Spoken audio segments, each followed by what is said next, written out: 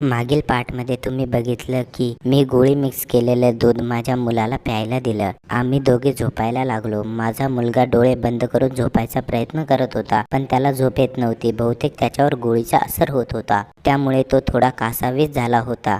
थोड्या वेळाने मी बघितलं की तो उठला आणि बाथरूममध्ये गेला. त्याच्या मागे मी पण बाथरूममध्ये गेले. मी बघितलं तर त्याने बाथरूमचा दरवाजा बंद नव्हता केला.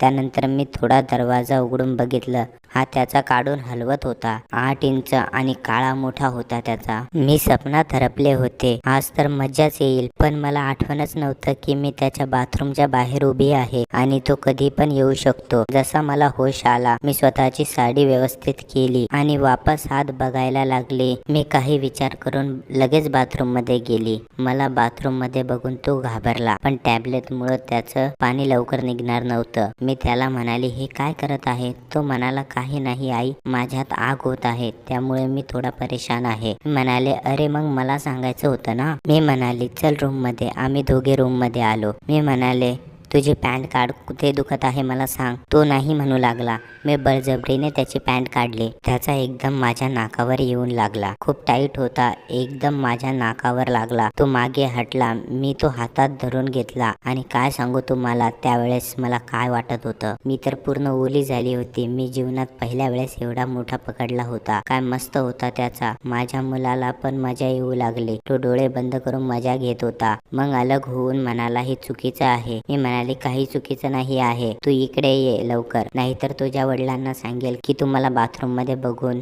हलवतो म्हणून. तो म्हणाला, मी असं कधी केलं? मी म्हणाले, तुझ्या वडिलांना थोडी माहिती आहे की तू केलं का नाही. ते तर मी जे सांगेल तेच ऐकेल ना. तर सांग आता, मी जे सांगते ते करशील? तो म्हणाला, हो करेल. तसे पण तुला आता एका मादाची गरज आहे. तुझा उल्ला उभा आहे. तो विचार करून म्हणाला, मी सगळं काही करेल, जसं तुम्ही सांगाल तसं करेल आई. पण त्याला तर काहीच येत नव्हते. मी म्हणाले, टेन्शन नको घेऊ, मी आहे ना. तुझी आई कधी कामी येईल. मी त्याला सगळं शिकवलं. त्यानंतर आम्ही दोघे एक झालो. त्यानंतर आमच्या दोघांमध्ये सर्व काही झालं जे एका पती पत्नीमध्ये होतं. आता तर आम्ही दररोज करतोय. जेव्हा नवरा घरी आला नव्हता आणि रूमची लाईट बंद झाली होती, तर मी माझ्या मुलाला बोलवले. तो आला. म्हणाला, काय काम आहे? मी म्हणाले, अरे बघ ना, लाईट बंद झालेला आहे. तो म्हणाला, मी बघतो. त्याने लगेच लाईट दुरुस्त केला. माझा मुलगा आता खूप जबाबदार आणि हुशार झाला होता.